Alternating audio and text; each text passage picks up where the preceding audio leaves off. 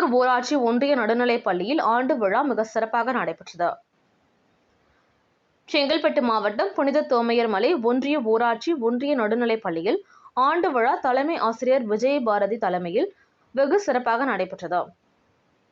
இந்நிகழ்ச்சியில் சிறப்பு அழைப்பாளராக முடிச்சூர் ஊராட்சி மன்ற துணைத் தலைவர் விநாயகமூர்த்தி, முடிச்சூர் வார்டு உறுப்பினர்கள் ரமேஷ், குமார் ஆகியோர் கலந்து கொண்டு குத்துவிளக்கு ஏற்றி சிறப்புரையாற்றி தொடங்கி வைத்தனர். ஆண்டு விழாவின் சிறப்பு விருந்தினராக கலந்து கொண்ட மாணவர்களின் கலை நிகழ்ச்சியை கண்டு மகிழ்ந்தனர். அதனைத் தொடர்ந்து விழாவில் பள்ளி மாணவ மாணவிகளுக்கு பரிசு பொருட்களும் வழங்கி பாராட்டினார்கள். மேலும் முடிச்சூர் ஊராட்சி சார்பில் ஊராட்சி மன்ற துணைத் தலைவர் விநாயகமூர்த்தி, பள்ளியில் பணிபுரியும் ஆசிரியர் பெருமக்கள் சால்வை அணிவித்து மரியாதை செலுத்தினார்கள். ஆண்டு விழாவை ஆசிரியர்கள் மற்றும் பெற்றோர்கள் உட்பட ஏராளமான மாணவ மாணவிகள் கலந்து கொண்டு சிறப்பித்தனர்.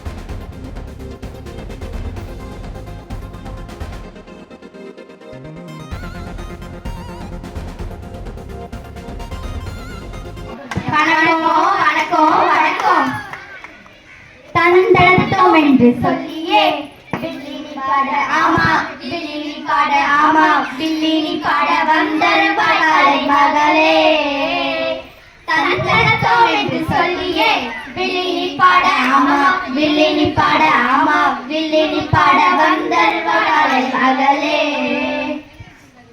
என்ன குருவே ஒரே கூட்டமா இருக்கு?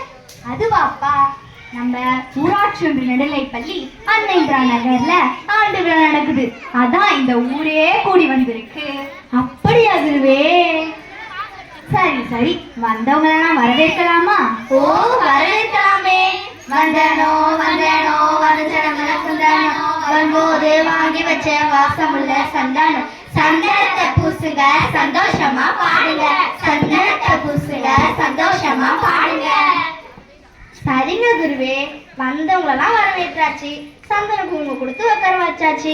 இப்ப வாச்சு சொல்லுங்களேன், நாம இப்போ எதை பத்தி பேச போறோம் இங்க?